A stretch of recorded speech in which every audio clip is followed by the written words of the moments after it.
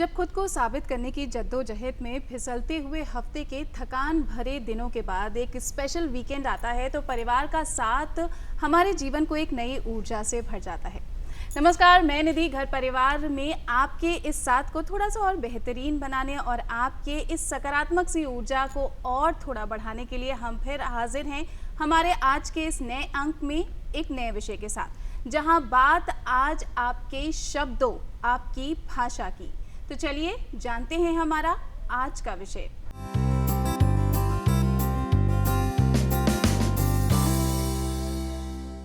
दुनिया में चौथी सबसे ज्यादा बोली जाने वाली भाषा हिंदी भाषा को ही समर्पित है हमारा आज का विषय, और साथ ही साथ संपूर्ण दिन यानी आज का दिन जिसे हिंदी दिवस के तौर पर मनाया जाता है। पूरे देश में हिंदी भाषा का क्या कुछ महत्व है, हमारी राजभाषा कैसे हमारे मन की भाषा है, हमारी सोच की भाषा है, हमारे भाव की भाषा है, यानी जन जन की भाषा है। इसी पर आधारित होने वाला है घर परिवार का आज का ये अंक। हमारे सभी दर्शकों को हिंदी दिवस की अनेकों अनेक शुभकामनाएं। आज हिंदी दिवस पर हिंदी भाषा का क्या कुछ महत्व है, कैसे ये संवाद की भाषा जो जन जन की भाषा है हमारे जीवन के लिए महत्वपूर्ण है और इसके प्रचार प्रसार के लिए क्या कुछ किया जाता है, इस विषय पर ढेर सारी जानकारी देने के लिए हमारे स्टूडियो में मौजूद हैं हिंदी तथा आधुनिक भारतीय भाषा विज्ञान लखनऊ यूनिवर्सिटी के प्रोफेसर डॉक्टर योगेंद्र प्रताप सिंह जी। साथ ही साथ जब भी हिंदी भाषा की बात होती है तो हिंदी साहित्य का जिक्र कैसे नहीं हो सकता, इसीलिए उत्तर प्रदेश हिंदी संस्थान की प्रधान संस्थापक डॉक्टर अमिता दुबे जी आज हमारे साथ हैं। नमस्कार, आपका बहुत बहुत स्वागत है। नमस्कार, बहुत बहुत धन्यवाद। हम बहुत सारी बातें करने वाले हैं हमारी जन जन की भाषा हिंदी के बारे में। सबसे पहले हम भाषा के बारे में ही जानना चाहेंगे सर आपसे, कैसे कोई भी भाषा आपकी पहचान, आपके गौरव का परिचायक होती है? हिंदी भाषा या कोई भी भाषा की पहचान, उसके दो मुख्य पक्ष होते हैं, एक बाहरी एक भीतरी। इसमें एक है कि भाषा के जो तत्व होते हैं, जैसे ध्वनि तत्व है, शब्द संपदा है, उसकी वाक् संरचना है और उसका जो प्रयोग है जिसको हम लोग भाषा विज्ञान में प्रयुक्ति कहते हैं, व्यवहार क्षेत्र है, उससे धीरे धीरे उसकी पहचान बनती है। तो ये अव्यक्त के स्तर पर है। और जो भीतरी तत्व में है कि उसमें जो निहित भाषा में निहित संस्कृति होती है वो उसकी पहचान बनाती है। तो हिंदी भाषा के परिप्रेक्ष्य में यदि हम बात करें तो हिंदी भाषा का जो भाषा तत्व है, भाषिक पक्ष है, वो अपनी पूर्व भाषिक संपदा को अपने भीतर समोए हुए है। जैसे आप देखेंगे कि हिंदी का जो ध्वनि तत्व है वो वैदिक संस्कृत से होकर के आया है, वैदिक संस्कृत, लौकिक संस्कृत, पाली, प्राकृत, भ्रंश से होते हुए। तो एक लंबी परंपरा हमारे समक्ष विद्यमान है हिंदी भाषा में। तो हिंदी के ध्वनि तत्व हैं, शब्द संपदा, बहुत सारे शब्द हमारे परंपरा से चले आ रहे हैं और इसी के साथ साथ हमने बहुत सारी बाहरी शब्दों को भी अपने में समाहित किया है। तो भाषा की विशेषता होती है आत्मसातकरण की, एसिमिलेशन की, आत्मसात भी हमने किया है। तो इसमें उर्दू के भी शब्द हैं, अंग्रेजी के भी शब्द हैं और पश्तो के भी शब्द हैं। इसी प्रकार से फ्रेंच के, डच के, पुर्तगाली के बहुत सारे शब्द आए। इस प्रकार से हिंदी ऐसी एक बहुत ही समावेशी भाषा है जिसने बाहर के शब्दों को अपने में स्थान दिया है। तो हिंदी की संस्कृति ही भारतीय संस्कृति का वो पर्याय बन जाती है। तो इस प्रकार से उस पर फिर उसमें जो प्राप्त होने वाले जो साहित्यकार हैं, उन साहित्यकारों ने हमें एक पहचान दी है। तो आज हिंदी की पहचान पूरी भारतीय संस्कृति के रूप में है, क्योंकि वो बहुत समावेशी है और उसमें जो अभिव्यक्ति है उसको संवाहक कर रही है, वो संस्कृति का कर रही है। अमिता जी, हम आप तक आना चाहेंगे क्योंकि भाषा, जैसे कि सर ने बोला कि हमारी पहचान बन जाती है, और हिंदी भाषा का विशेष रूप से अगर हम बात करते हैं तो अलग अलग शब्दों का मिश्रण भी इसमें बहुत आसानी से समाहित हो गया है और वो अपनी सी भाषा बिल्कुल लगती है, इसीलिए उसे जन जन की भाषा कहा जाता है।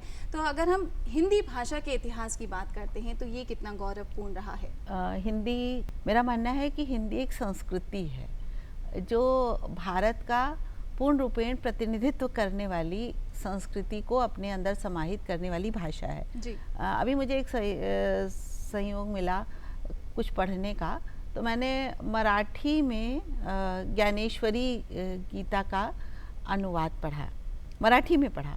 उसके बाद मुझे मराठवाड़ी हिंदी में उसको पढ़ने को मिला, फिर मुझे उसका हिंदी में अनुवाद पढ़ने को मिला। तो मुझे देखकर बहुत प्रसन्नता हुई कि हिंदी की परंपरा में अन्य भारतीय भाषाओं के शब्दों का कितना सुंदर समावेश है। जब मैंने मराठी का वो अनुवाद पढ़ा तो वो मूलतः संस्कृत की भगवत गीता है।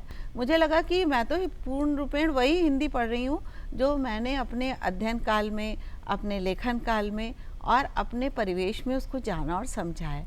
तो ये हिंदी की बहुत बड़ी संगठनात्मक शक्ति है, जिसमें कि शब्दों का तो समावेश, जैसे कि अभी योगेन जी ने कहा कि अन्य विदेशी भाषाओं के भी बहुत सारे शब्द हैं, तो भारतीय भाषाओं के शब्दों का भी समावेश है और उसके साथ साथ विदेशी भाषा के शब्दों का समावेश है।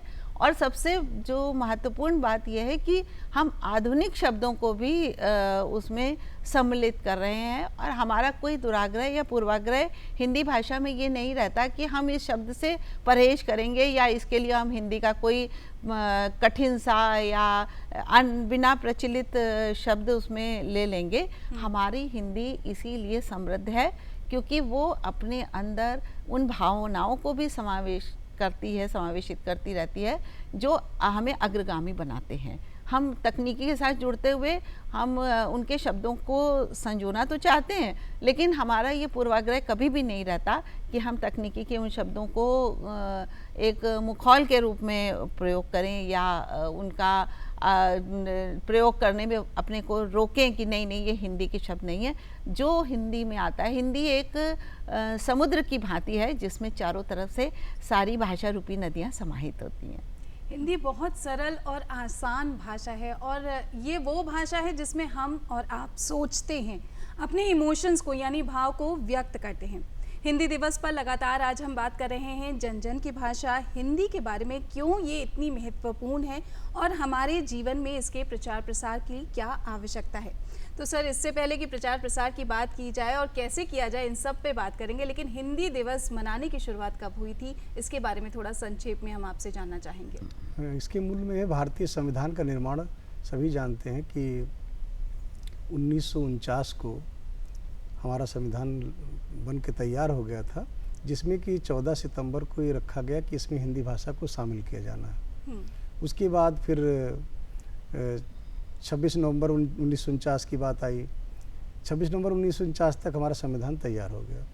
अब 26 जनवरी 1950 को लागू हुआ, लेकिन 14 सितंबर की एक ऐसी तिथि है जिसमें कि हिंदी भाषा को उसमें सम्मिलित किया गया। और इसके मूल में मैं आज के अवसर पर नाम लेना चाहता हूँ। आदरणीय बहुत बड़े साहित्यकार हुए, जबलपुर के थे, सेठ गोविंद दास। सेठ गोविंद दास का बहुत बड़ा योगदान रहा है हिंदी के उसमें। और एक राजेंद्र सिंह व्यवहार के नाम से उनका उस दिन जन्मदिन भी पड़ रहा था। तो इनके ये हुआ कि ये तिथि अच्छी है, उपयुक्त है, तो इस दिन क्यों न रख दिया जाए, तो ये हुआ। उसके बाद फिर 1953 से लेकर के हम लोग सतत रूप से मना रहे प्रत्येक दिवस और पखवाड़ा मनाते हैं।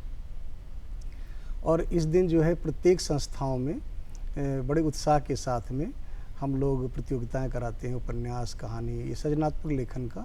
और इसके साथ साथ फिर वो इसमें केंद्रीय अपने भारतीय संविधान में 2 व्यवस्थाएं दी गई। एक है नराकास और नराकास बैंक, नगर राजभाषा कारण समिति, जो भारतवर्ष के प्रत्येक कार्यालयों में तिमाही, छमाही और वार्षिक बैठकें करके और हिंदी के उन्नयन के लिए, उसकी प्रगति के लिए विचार करते हैं, कार्य करते हैं और उसका प्रतिवेदन, जिसको हम रिपोर्ट कहते हैं, वो भेजते हैं राजभाषा विभाग को।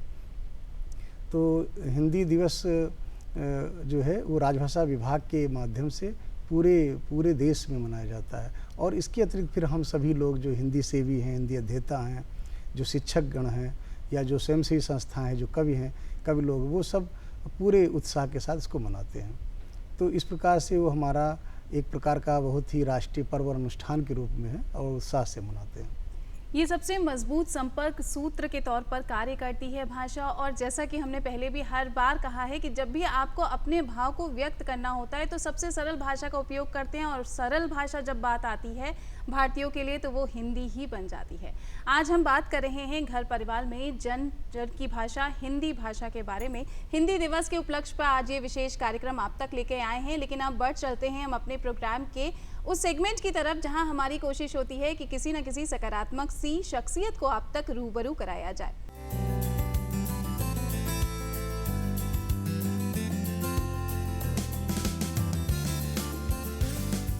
तो दोस्तों, हमें कुछ खास में हम आपको हमेशा किसी एक ऐसी पर्सनैलिटी से मिलवाते हैं जिनकी कहानी हम सब के लिए प्रेरणादायक होती है। हम चाहेंगे सर, आज आप अपना सफ़र हमें बताएं, हमारे साथ शेयर करें कि आपने कहाँ से अपनी जर्नी की शुरुआत की, कैसे आपने सोचा कि आपको इस फील्ड में जाना है। मैंने सन 1975 में रंगमंच शुरू किया था। ऐसे ही मैं मतलब गया था एक जगह पे, एक संकेत संस्था है, वहाँ पे मैं गया था, बाहर देख रहा था, और आपको विश्वास नहीं होगा, मैं 1 साल तक चाय लाने का काम करता रहा। आर्टिस्टों को चाय पिलाता था। उस समय हमारे, अभी भी चलता है लेकिन बहुत कम है, लेकिन उस समय विधा थी। और उसके बाद मैंने जो है एक प्ले किया था, बिना दीवारों के घर। उसमें मेरा छोटा सा तीन डायलॉग का रोल था, और उसमें भी मैं लड़खड़ा गया था। देखिए, मैं वही चीज़ बता रहा हूँ, बच्चों को भी बता रहा हूँ, क्योंकि 49 ईयर्स पहले की बात है। तो वो, लेकिन ये है कि उसके बाद मुझे लगा नहीं, अगर मैं नहीं कर पाया, मैं अगली बार और जोर से करूँगा। तो वो फिर मैं करता, और आपको विश्वास होगा कि मैंने फिर 80 में पहला प्ले डायरेक्ट किया, मिस आलूवालिया। उसके मैंने 60-70 शो किए हैं मिस आलूवालिया के। 80 में मतलब मैं आया था 75 में, 80 में पहला प्ले डायरेक्ट किया, और उसके बाद वो कॉमेडी प्ले था। उसके बाद फिर मैंने डायरेक्शन लाइन में आया। उसके बाद 1982 में लखनऊ महोत्सव के मेन पंडाल में मेरा प्ले हुआ था, अरे शरीफ लोग जी। मेन पंडाल में हुआ था। बड़ी बात थी कि मैं लखनऊ महोत्सव के मेन पंडाल में मैंने डायरेक्शन किया उस समय करके। उसके बाद धीरे धीरे मैं करता रहा। फिर धीरे धीरे, मैंने कोई ट्रेनिंग नहीं ली है, किसी स्कूल से कोई ट्रेनिंग नहीं ली है, ना मैंने किसी से सीखा। लेकिन मेरा क्योंकि लगन थी, इच्छा थी, करने का था। मुझे लगता था मैं फिल्मों में जाऊं, फिल्म करूं। उस ज़माने में फिल्म में करता था मैं। देव साहब का बहुत बड़ा फ़ैन रहा हूं। मुझे लगता था मुझे वहाँ जाके करूँगा, ये करूँगा। लेकिन परिस्थितियाँ होती हैं, कभी कभी परिस्थितियाँ आपको अलाउ नहीं करती हैं। परिस्थितियाँ थी नहीं, मैं नहीं जा पाया। लेकिन इत्तेफाक देखिए कि 2014 में मुझे एक फिल्म यंगिस्तान मिल गई, अपने आप मिल गई। उसमें भी मैंने मेन नेगेटिव रोल किया है यंगिस्तान फिल्म में। तो ये सब कुछ किस्मत आपका साथ देती है, कुछ आपकी मेहनत होती है, मेहनत फल लाती है, ये मैं हमेशा मानता हूँ। सर, आपके जीवन का पहला मंच कौन सा था? पहला नाटक आपने कौन सा अपने जीवन में किया है? मैंने पहला नाटक किया था बिना दीवारों के घर। सर, आपने कहा कि आपने फिल्मों में भी काम किया है, बतौर एक्टर आपने काम किया, तो कौन कौन सी फिल्में आपकी यादगार मूवीज हैं, उसमें क्या आपके किरदार रहे? मैंने 4 फिल्में करी हैं। ये पहली फिल्म करी थी यंगिस्तान, फिर उसके बाद मैंने करी थी दोस्ती जिंदाबाद, अभी रिसेंटली 2020 में आई थी ये मैडम चीफ मिनिस्टर, और बारात कंपनी जी। ये करी थी। मैं फिल्मों में मेरा ज़्यादा इंटरेस्ट फिर ख़त्म हो गया। मेरा इसमें नाटकों में बहुत ज़्यादा इंटरेस्ट रहा है। और अभी मैंने 30 डेज 30 प्लेस 30 दिन में 30 नाटक डायरेक्ट किए थे, जो कि एक वर्ल्ड रिकॉर्ड बना था। और अभी मैं फिर करने जा रहा हूँ, 50 कहानियों का मंचन करने जा रहा हूँ एक साथ। जी। तो सर, आपके कुछ चुनिंदा मूवीज़ होंगी जो आपकी फेवरेट रही होंगी, उनके कुछ ऐसे डायलॉग्स जो आपको आज भी याद आते हो, तो कुछ हमारे दर्शकों के लिए। मूवीज़ का डायलॉग, मूवीज़ का तो मुझे एक ही डायलॉग याद है, वो तो देवानंद की मूवी थी जॉनी मेरा नाम। जी। क्योंकि मैं देवानंद का फ़ैन था, तो देवानंद स्टाइल में अक्सर बोला करता था। तो उस का डायलॉग क्या है, जब वहाँ पे पहुँचा तो हसीन आंखें मेरा इंतज़ार कर रही थी, जॉनी बेटे अगर आजाद ने पता चल गया कि तो छोटी मोटी चोरियाँ करता है तो 30 दिन सिवाय नफरत के कुछ ना रहेगा। तो ये इस तरह के हम लोग डायलॉग की एक्टिंग मतलब वो करते थे। लेकिन मैं नकल करने को सही नहीं मानता। जी जी। नकल नहीं। सर, आपने जो मंच में भी आपने डायलॉग डिलीवरीज की है, मंच में भी अपने बतौर एक्टर आपने मंचन किया है, तो आप मंच में जो कोई ऐसा फेमस डायलॉग हो जो आपको लिए यादगार हो? मंच में तो अभी मैंने एक रिसेंटली प्ले किया है 36 एक्सटेंशन धुआं धुआं। जी। बहुत कठिन लग रहा है, राइट? डेफिनेटली कष्ट भी। मन तो करता है कि एकदम जंप मार करके आपकी मदद कर दूं, आपको खोल दूं, आपको आज़ाद कर दूं, लेकिन नहीं कर सकता। इसलिए नहीं कि बाहर पुलिस लगी हुई है और आपको यहाँ से जाने देना क्राइम होगा, बल्कि इसलिए मैं नहीं चाहता कि आप यहाँ से जाएं। क्यों? है ना? कब बवाल उठ रहा है ना? बल्कि इसलिए कि आज बहुत दिनों के बाद मेरे घर पर कोई आया है और कितना मस्त आया है। मतलब आप क्या ग्रेट पर्सनालिटी हो। आज जब दोपहर को पुलिस वाले आपको लेकर के आ रहे थे तो मैं अपनी बालकनी में बैठा था, विस्की के 80 ml पैक के साथ आपका इंतजार कर रहा था। आप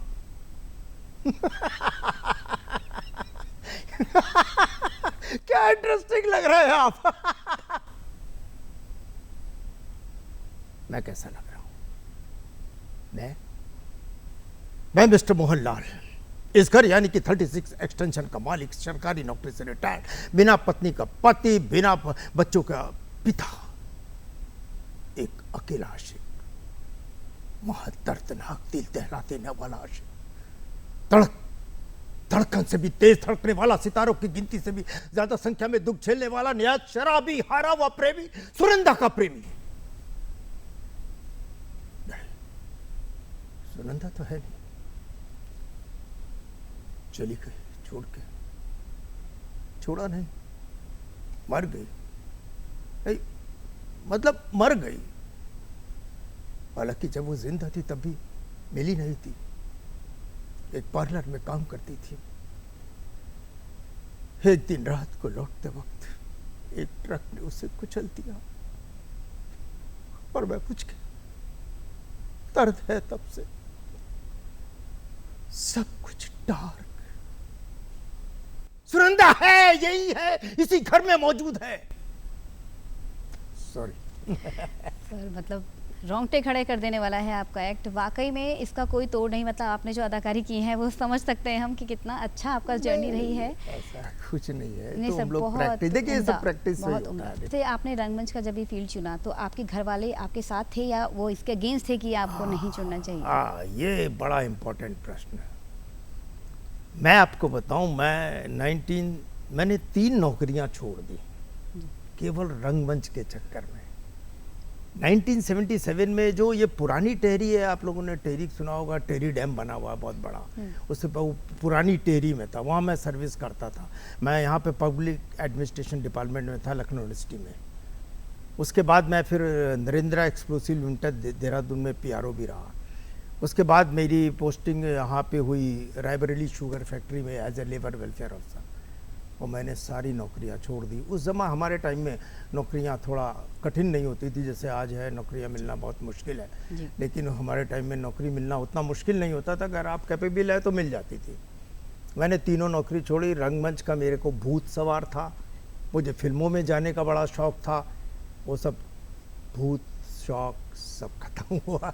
लेकिन रंगमंच कर रहा हूँ, मैंने अपना थोड़ा बिजनेस शुरू किया, रंगमंच भी करता रहा, और ईश्वर की दया से थोड़ा बहुत जो कर रहा हूँ। उत्तराखंड को बिलोंग करते हैं और उत्तराखंड का कल्चर काफ़ी लोकप्रिय है आज के समय में, आज के युवाओं में काफ़ी फेमस है। वहाँ का संस्कृति, वहाँ की लोक गाथाएँ जो भी हैं, तो वहाँ का कोई सॉन्ग, कोई गीत अगर आप गुनगुनाना चाहें?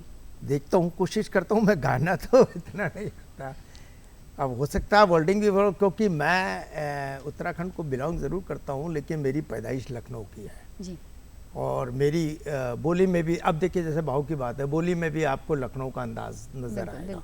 लखनऊ, मैं यहीं पैदा हुआ, यहीं बड़ा हुआ, यहीं सब कुछ हुआ, लेकिन चूंकि पहाड़ से अटैचमेंट है, जाता रहता हूँ, अपने घर जाता रहता हूँ उधर करके।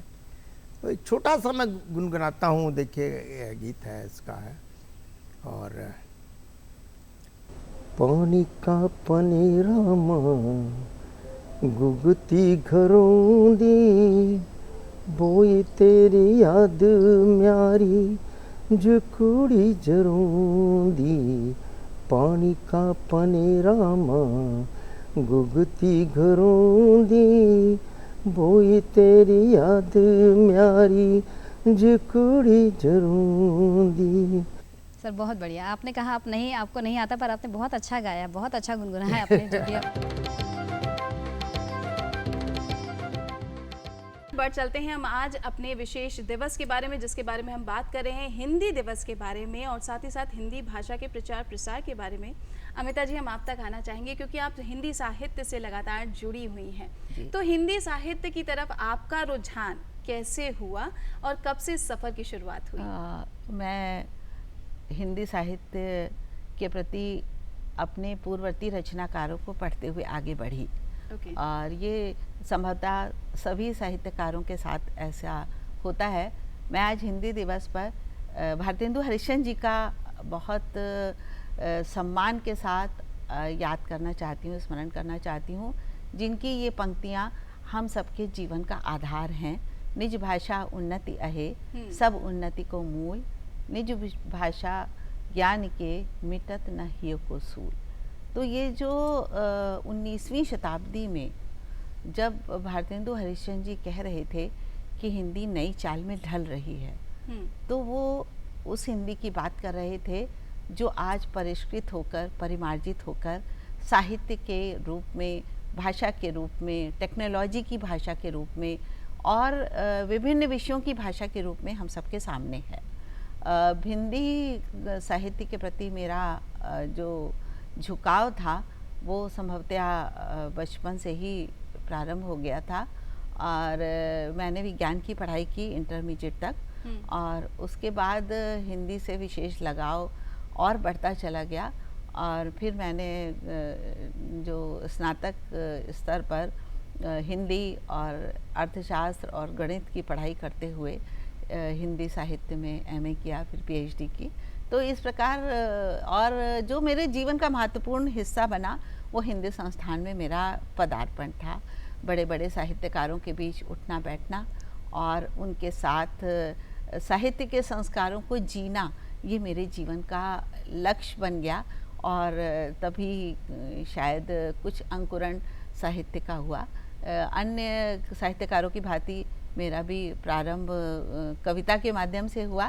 फिर आज मुझे लोग कहानीकार, आलोचना के क्षेत्र में मेरे काम को दृष्टिगत रखते हुए, बाल साहित्य के क्षेत्र में काम को दृष्टिगत रखते हुए कुछ थोड़ा बहुत महत्व देते हैं।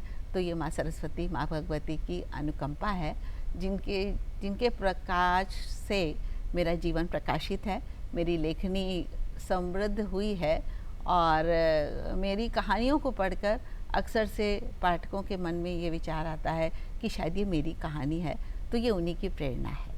आत्मीयता होती है मैम आपके रचनाओं में, ये कहा जाए तो अतिशयोक्ति नहीं होगी मैम, क्योंकि आप लगातार अपने रचनाओं की बात की, आपने कविता का जिक्र भी किया, तो हम चाहेंगे कि आप हमारे दर्शकों को कोई अपनी रचित कविता जो आज इस मौके पर सुनाना चाहें। बिल्कुल। मैं एक मेरी ऐसा मन करता है कविता है। ये कविता हमारे संस्कारों को, अपने जीवन दर्शन को सामने लाती है। सब कुछ पहले सा हो जाए ऐसा मन करता है।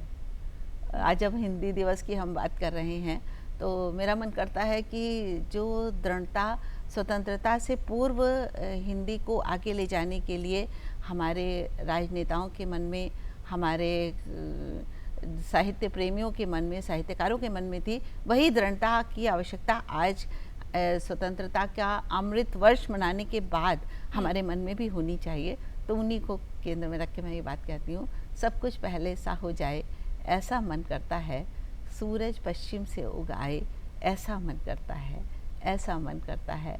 मस्ती वाले बचपन के दिन, मस्ती वाले बचपन के दिन, रूठने और मनाने के दिन, बचपन के साथी सचमुच मिल जाएं ऐसा मन करता है, ऐसा मन करता है। बहुत ही खूबसूरत, चंद शब्दों में भी आपने बहुत खूबसूरत कविता हमें सुनाई और एकदम जुड़ाव हो जाने वाली कविता है ये। साथ ही साथ जिस भाषा में ये कविता कही गई है उस भाषा का यही कमाल है कि आप खुद ब खुद उससे जुड़ जाते हैं और ऐसा लगता है ये कविता आपकी ही कही जा रही है। सर, हम आप तक आना चाहेंगे क्योंकि मैम ने अभी कुछ देर पहले ही हिंदी के इतिहास के बारे में बहुत सारी बातें हमसे साझा की। तो अगर हम बीते दशकों के से हिंदी के सफ़र की बात करें और वर्तमान समय की बात करें तो हिंदी भाषा में, इसका स्वरूप में कितने कुछ बदलाव आ चुके हैं और वो बदलाव आप कैसे देखते हैं, सकारात्मक तौर पर या फिर उसमें कुछ और प्रगति आने की ज़रूरत है? जैसा कि अभी अमिता द्विवेदी जी ने बताया कि हम भारतेंद्र जी का नाम लेना चाहते हैं, तो आधुनिक समय में भारतेंद्र तो हमारे प्रत्येक विधा के प्रवर्तक के रूप में आते हैं। वो नाटक के क्षेत्र में परिवर्तन करते हैं, कविता के क्षेत्र में करते हैं, उपन्यास, सभी क्षेत्रों में, वो पत्रकारिता के क्षेत्र में करते हैं। भारतेंद्र के समय की जो भाषा है, आगे चलकर प्रेमचंद के समय भाषा है, धीरे धीरे भाषा में परिमार्जन होता है, लेकिन उस समय बोलचाल के स्तर पर और सहज सामान्य सरल शब्दावली थी और उसमें हिंदी उर्दू के मिले जुले शब्द थे। धीरे धीरे जो है कि, और उससे पहले अगर हम भारतेंद्र से पहले जाते हैं तो देखते हैं कि सदल मिश्र हैं, लल्लू लाल हैं, इंशाअल्लाह खां हैं, ये लोग थे। और भी बहुत पीछे जाते हैं तो हमारे रीतकालीन कवि हैं, उससे पहले भक्तकालीन कवि हैं, उससे पहले आदिकालीन कवि हैं।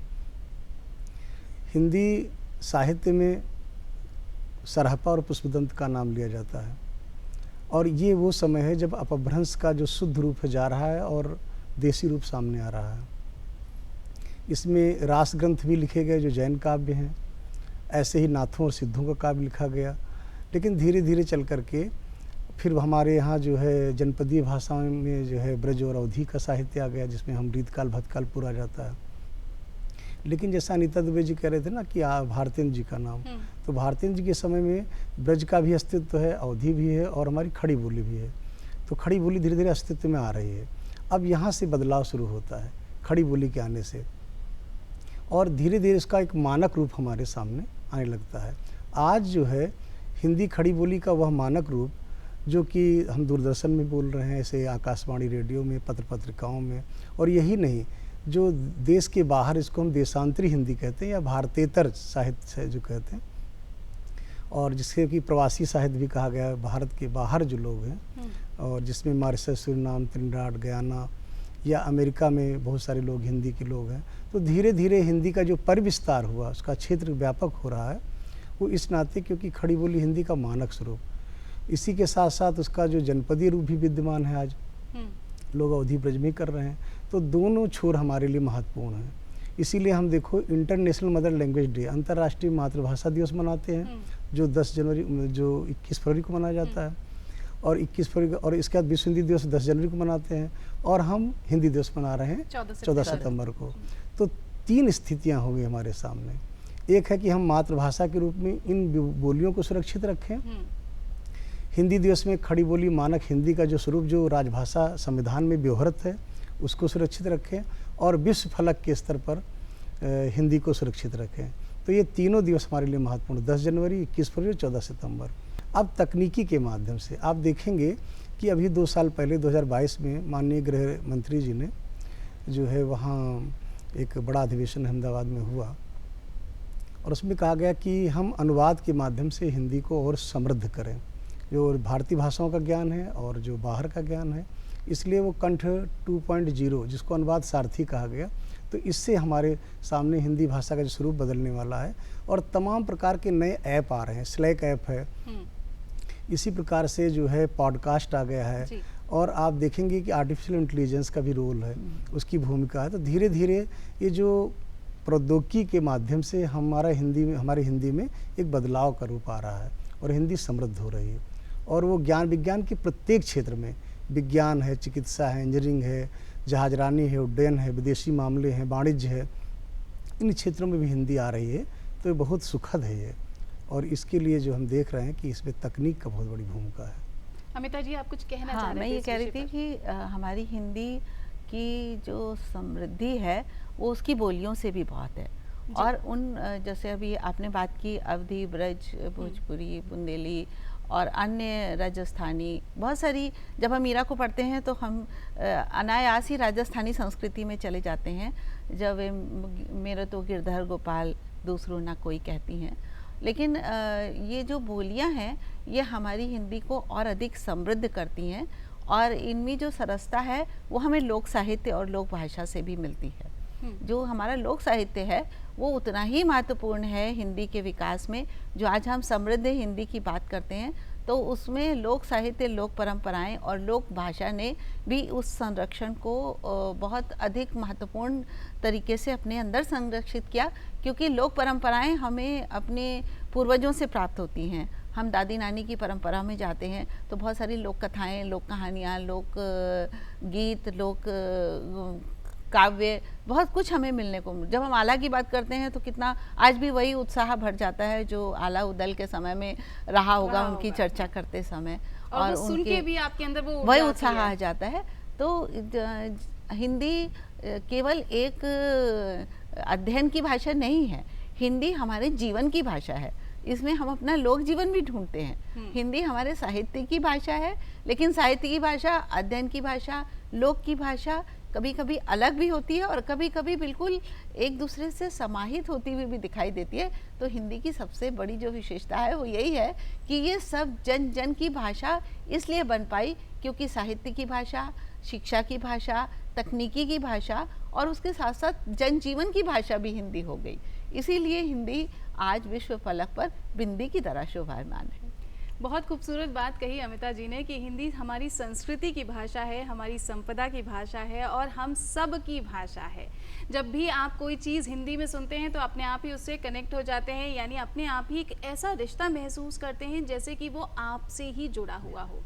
आज हम सभी हिंदी दिवस के उपलक्ष्य पे जन जन की भाषा, हमारी हिंदी भाषा के बारे में ढेर सारी बातें कर रहे हैं। क्या कुछ महत्व है इसका हमारे जीवन में और साथ ही साथ इसके प्रचार प्रसार के लिए क्या कुछ किया जा सकता है, इसकी जानकारी भी आप तक पहुंचाएंगे। लेकिन अब बढ़ चलते हैं हमारे अगले सेगमेंट की तरफ, जिसका नाम है संगठन में शक्ति, जहां हर बार की तरह इस बार भी हमारी कोशिश है कि वो तमाम योजनाएं जो प्रशासन द्वारा लगातार चलाई जाती हैं और जिनका फ़ायदा उठाकर आप अपने जीवन को और बेहतर बना सकते हैं, उनको आप तक पहुंचाया जा सके।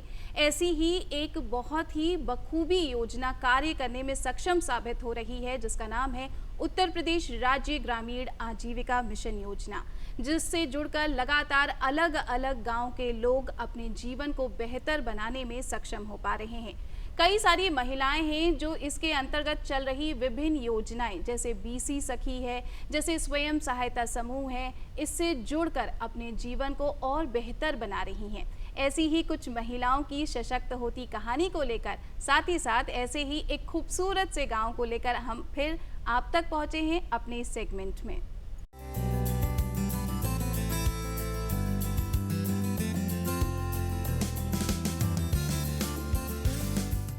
आज उत्तर प्रदेश की महिलाएं न सिर्फ प्रशासन द्वारा संचालित विभिन्न योजनाओं से जुड़कर आत्मनिर्भर बन रही हैं, बल्कि देश की अर्थव्यवस्था में भी अपना योगदान दे पा रही हैं।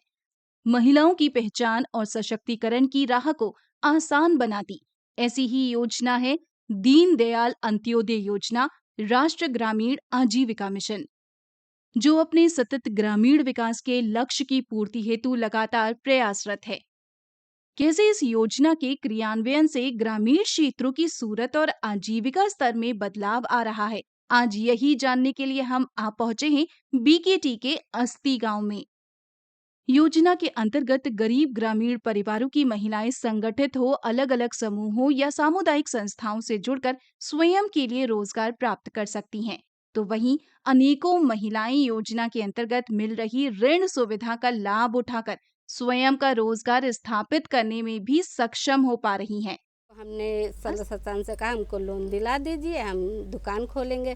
तो उन्होंने हमको पैसा दिलाया, हम ये सब पूरी दुकान लगाया और हमारा धंधा बढ़िया भी चलता है और हमारे बच्चे स्कूल भी जाते हैं और पढ़ते भी हैं और हमारे पति जो हैं तो वो अपनी सैलरी पाते हैं तो अपना घर का खर्चा हम चला लेते हैं, तो उनकी सैलरी बच भी जाती है, इसी में हमारा काम हो जाता है। मैंने सरला दीदी से लोन लिया, उससे मैंने गाय पाली, गाय का दूध निकाल के मैं बेचती हूँ और मैं उससे अपना भी खर्चा चलाती हूँ और बच्चों का भी, अपने स्कूल की फीस है जैसे वो मैं जमा करती हूँ। और मैं मनरेगा महिला मीट पे पिछले 3 साल से काम करवा रही हूँ। मेरे अंडर में 20-25 लेबर काम करते हैं और समूह से जुड़ के यही जो है मुझे अपनी नाम और पहचान मिली। अस्ती गांव में न्यूनतम ब्याज दर पर ऋण पाकर कोई बकरी पालन कर रहा है तो कोई खिलौनों का लघु व्यापार स्थापित कर खुद की आमदनी को बढ़ा रहा है। आइए स्वावलंबी बनने की इनकी कहानियों को स्वयं इन्हीं से जानते हैं। मैंने बीसी सखी से, सरला दीदी से मैंने लोन लिया है, बकरी भी खरीदी है, बकरी बेचकर मैंने बकरा बेचकर अपन खर्चा पानी चलाती हूँ, खेत में लगाती हूँ, गेहूँ धान जो होता है बेचकर मैं खर्चा चलता है। मैं सरला दीदी के समूह से मैं जुड़ी हूँ। मैं कारोबार अपना बढ़ाना चाहती हूँ। उन्होंने मुझे टेडी वेयर के बनाने की ट्रेनिंग दी है और मैं अपना घर परिवार आगे बढ़ाना चाहती हूँ, मेरा घर परिवार अच्छे से चले। आजीविका विकल्पों में वृद्धि करना, गरीब ग्रामीणों के जीवन स्तर में सुधार लाना, उन्हें बेहतर जीवन देना और महिलाओं को आत्मनिर्भर बना, उन्हें समाज की मुख्य धारा से जोड़ने का प्रयास ही है उत्तर प्रदेश राज्य ग्रामीण आजीविका मिशन योजना।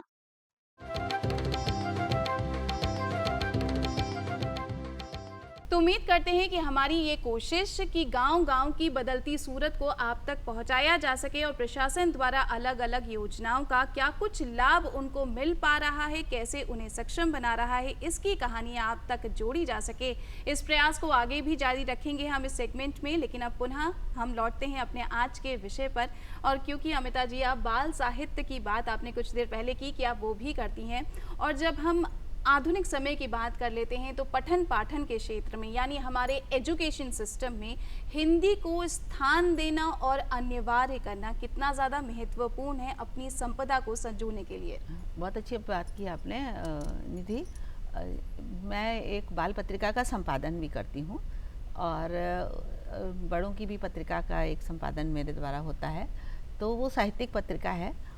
बच्चों की पत्रिका का संपादन करते हुए हम लोग उसमें एक बच्चों के मनोभावों को दृष्टिगत रखते हुए कहानी, कविता, उपन्यास के अंश और बहुत ज्ञानवर्धक लेख आदि का प्रकाशन करते हैं। लेकिन उसके साथ साथ हम बाल लेखनी को भी प्रोत्साहित करने का प्रयास करते हैं, उनकी तूलिका को भी हम स्थान देते हैं। तो जब मैं बाल लेखनी वाला अंश देखती हूँ, वो तो कच्चे पक्के शब्द होते हैं, वे उनके भाव होते हैं और कभी कभी वे चुराए हुए भाव भी होते हैं, क्योंकि उन्होंने जो अपने मम्मी, अपने पापा, अपनी दादी, अपनी नानी, किसी से सुनी हुई कहानी को भी वो अपने हिसाब से मनगढ़ंत कर लेते हैं। तो लेकिन बच्चों की जो शब्द की संपदा है वो कभी कभी देख के आश्चर्य भी होता है कि आज की जो युवा पीढ़ी है, आज के जो बच्चे हैं, वो भाषा के स्तर पर बहुत सजग भी दिखते हैं। अगर वो अंग्रेजी का प्रयोग करते हैं तो वो शुद्ध अंग्रेजी का प्रयोग करते हैं, और जब वो हिंदी का प्रयोग करते हैं तो उसमें उनकी लेखनी में अच्छे अच्छे शब्द उनके पास इसलिए भी होते हैं क्योंकि उनके हाथ में मोबाइल होता है। तो हम जब तकनीकी से जुड़ते हैं तो बच्चे जो हैं वो अपने संस्कारों को जीते हुए इस आधुनिक संदर्भों से जब अपने को जोड़ते हैं तो निश्चित रूप से उनकी भाषा भी समृद्ध होती है और बच्चों में आत्मबोध है, स्वत्वबोध है, लेकिन भाषा बोध भी है। ऐसा मुझे इसलिए लगता है क्योंकि हम आज के समय में, जैसे आपका ये दूरदर्शन है, इसी प्रकार के और बहुत सारे आयोजन कार्यक्रमों में बच्चों को हम जोड़ते हैं, विद्यालयों में जोड़ते हैं, तो उन्हें उन दिनों के महत्व का बहुत अधिक आभास रहता है। जैसे डॉक्टर साहब ने 3 दिन हिंदी से जुड़े हुए बताए जी, हाँ, विशेष दिन। वैसे तो हिंदी कोई एक, जैसे हम अपनी माँ को रोज़ याद करते हैं, वैसे ही हम हिंदी को भी रोज़ याद करते हैं, सुबह उठते ही और रात्रि में विश्राम करने से पूर्व तक हमारी सारी गतिविधियाँ हिंदी में होती हैं। इस बात को मैं एक और ढंग से कहना चाहती हूँ कि आज के समय में जो इंटरनेट की सुविधा में बच्चे या युवा लेखन से बहुत अधिक जुड़ गए हैं, अपना अपना अभिव्यक्ति कर लेते हैं और वे अभिव्यक्तियाँ उन्हें जब एक पीछे मुड़ के देखते हैं तो उनको लगता है कि अब तो मेरी एक बुक हो सकती है, पुस्तक हो सकती है। तो इस तरह के उत्साही माध्यम भी हिंदी भाषा की समृद्धि को आगे बढ़ा रहे हैं। और एक बात और, इसमें जो हमारा बॉलीवुड है उसने भी बहुत योगदान दिया है। हिंदी गानों के माध्यम से भी हम बहुत सारे ऐसे प्रदेशों में जाते हैं जहाँ हिंदी को जानने समझने वाले लोग हैं, लेकिन उनमें अपनी मातृभाषा, जो उनकी कोई भी भाषा हो सकती है, भारत बहुभाषी प्रदेश है जहाँ बहुत तरीके की संस्कृतियाँ एक साथ सांस लेती हैं और समृद्धि को प्राप्त होती हैं। वहाँ भाषाएं भी बहुत तरीके की हैं और अगर विविधता देखी जाए तो हम बहुत अपने को सौभाग्यशाली मानते हैं कि हम केवल एक भौगोलिक परिस्थिति में नहीं रहते हैं। हमारे यहाँ पहाड़ भी हैं, हमारे यहाँ समुद्र भी है, हमारे यहाँ मैदानी क्षेत्र भी हैं, हमारे यहाँ लहलहाती फसलें भी हैं, तो बर्फ़ से ढकी हुई चोटियाँ भी हैं। उसी प्रकार हमारी भाषाएं हैं। लेकिन जब ये फिल्मों के गीत वहाँ पहुँचते हैं तो वो जो गुनगुनाना होता है ना, वो हिंदी ही होता है। तो उसके महत्व को भी हमें सिनेमा भी एक अहम रोल निभा रहा है। योगेंद्र जी, हम आप तक आना चाहेंगे क्योंकि हम लगातार वर्तमान समय की बात करते हैं और आप क्योंकि आधुनिक भाषाओं से भी जुड़े हैं और आधुनिक समय से भी जुड़े हैं और युवा पीढ़ी से भी जुड़े हैं, तो अगर हम आज की बात की जाए, ये बहुत ज़्यादा प्रचलन में है कि भाषा को स्टेटस सिंबल के तौर पर देखा जाता है। आप कौन सी भाषा बोल रहे हैं, आपका स्टेटस उससे निर्धारित किया जाता है।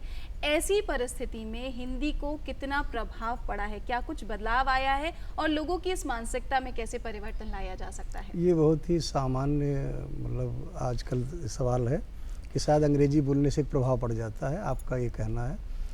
तो मैं अनुभव कर रहा था कि जो मल्टीनेशनल कंपनियां हैं, MNCs हैं, इनमें जो अंदर भीतर के कर्मचारी हैं वो परस्पर व्यवहार तो अंग्रेजी में कर लेते हैं, लेकिन जब वो फील्ड में आते हैं अपनी प्रोडक्ट को, उत्पाद को लेकर के, तो वो आम जनता से हिंदी में बात करते हैं। और हमने ये भी अनुभव किया है कि अब दूतावास में या बाहर कोई अगर आपसे बातचीत करना चाहता है और आप दुभाषा नहीं है तो दुभाषा ले सकते हैं और पूछेंगे कि आप किस भाषा में कंफर्ट फील कर रहे हैं जी। तो हिंदी भाषा में करना चाहते हैं, अंग्रेजी, आपने कहा हिंदी में तो है, तो हमें तो चयन करना होगा। अगर हम हिंदी भाषा के प्रति हमारा अनुराग है या अपनी संस्कृति के प्रति अनुराग है तो हमें हिंदी भाषा में बोल करके उसमें गर्व का अनुभव करना चाहिए। और आज भी ये जो आंकड़े बता रहे हैं कि पूरे भारतवर्ष में हिंदी सर्वाधिक बोली जाने वाली भाषा है, लिंगुआ फ्रांका संपर्क भाषा के स्तर पर पूरे देश में है। वैसे तो राजभाषा विभाग के अंतर्गत 10 राज्यों में है जो का क्षेत्र है, लेकिन संपर्क भाषा के स्तर पूरे देश में, और बाहर बहुत सारे प्रवासी लोग हैं। तो एक डायस्पोरिक लिटरेचर जो हमारा है, डायस्पोरा है, वो हिंदी के प्रति बहुत अनुराग रखता है।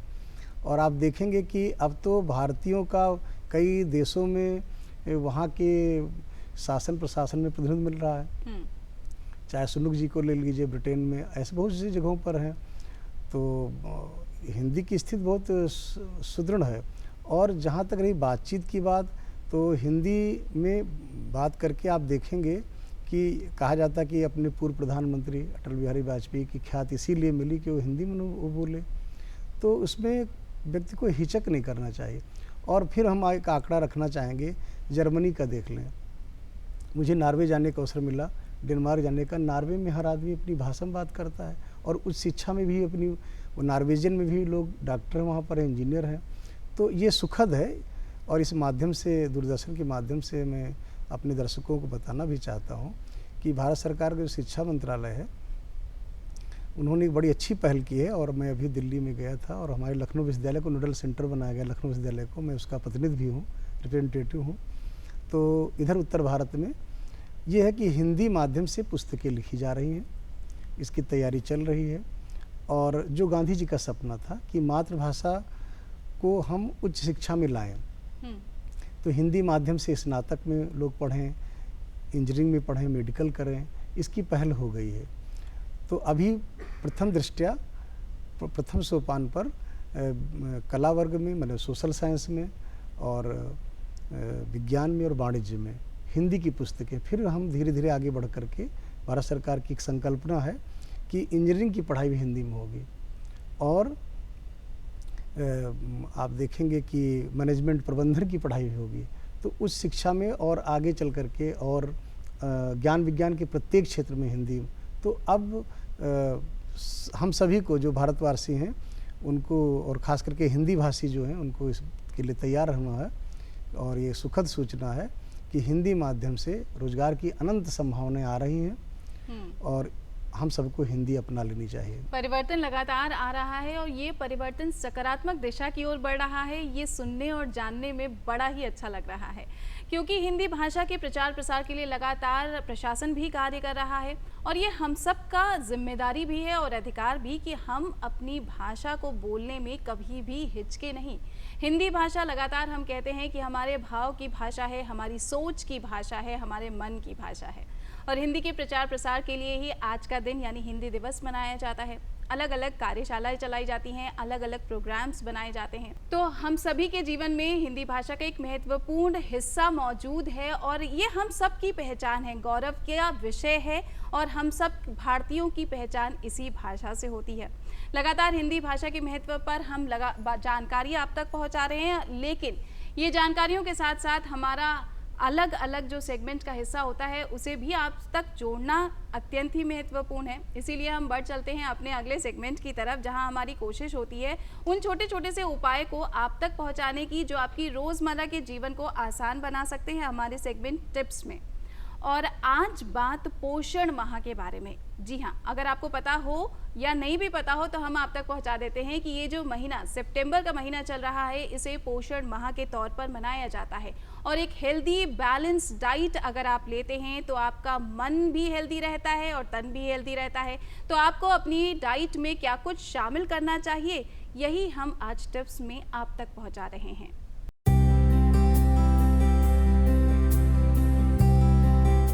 सबसे महत्वपूर्ण जो समय है वो गर्भावस्था से लेके 1000 दिन, जो बच्चे का 2 साल के लिए, उस समय आपका फोकस जो है वो सबसे मैक्सिमम होना चाहिए। दूसरी बात ये है कि जब एडोलेसेंस या फिर किशोरावस्था का हम लोग बात करते हैं, वहाँ पे भी हमारा मानसिक और शारीरिक दोनों का विकास जो है वो शारीरिक विकास होती है, लेकिन मानसिक स्तर पर हम लोगों को स्टेबलाइज होने की ज़रूरत है। उस समय में भी आपको न्यूट्रिशन का पोषण का बहुत आवश्यकता है, तो उस पीरियड में भी हम लोग ध्यान रखें। तीसरा, अगर हम जीवन में देखें तो गर्भावस्था जो है वो बहुत इम्पोर्टेंट है, क्योंकि माँ के साथ बच्चे का भी विकास उसमें जुड़ा हुआ है। तो इसीलिए उस समय में भी हम लोग एक एक्स्ट्रा केयर रखें, क्योंकि पोषण जो है ये सिर्फ महिलाओं का काम नहीं है, ये पूरा घर का काम है।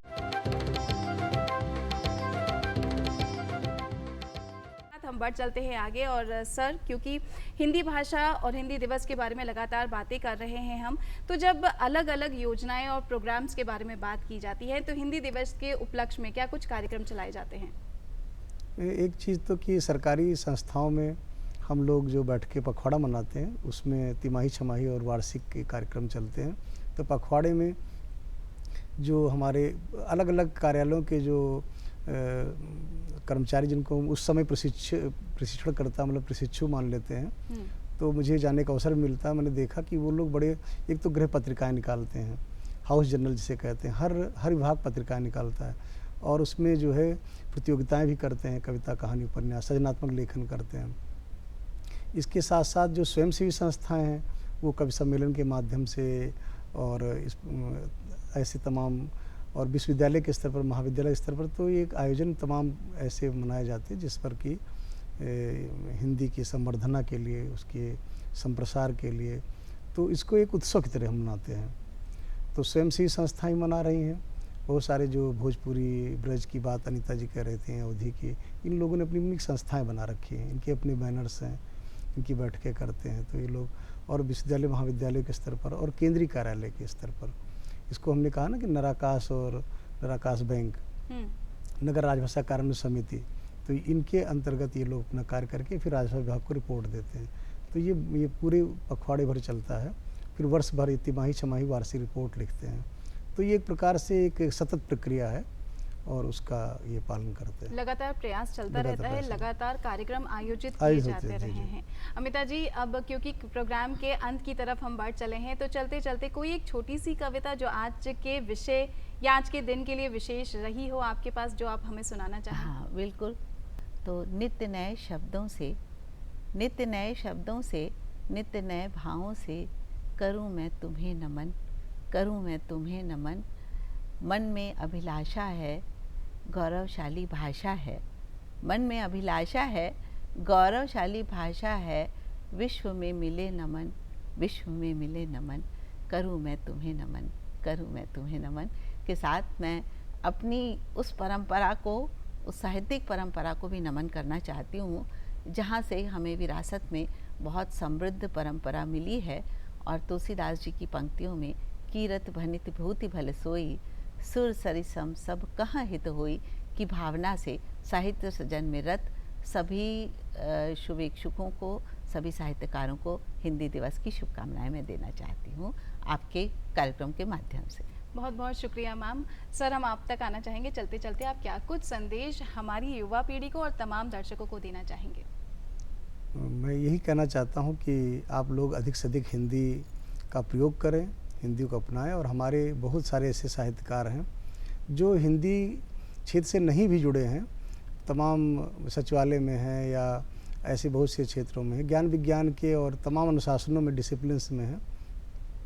उनके लिए भी है कि वो साहित्य को जरूर पढ़ें, खास करके प्रेमचंद को पढ़ें, तुलसी को पढ़ें, और इससे क्या है कि उनका एक जो चित्त का संस्कार होता है, चित्त का मार्जन होता है, वो होगा। और हर घर में जो है साहित्य, इसीलिए हम देखते कि इसे बंगला में है, तो बंगला का जो समाज है वहाँ के लोग हैं, तो कलकत्ता में आप देखेंगे सब लोग घर में साहित्य और संगीत को अपने जीवन में अपनाना चाहिए। आज इस मौके पर हमारे साथ जुड़ने के लिए सर आपको बहुत बहुत धन्यवाद।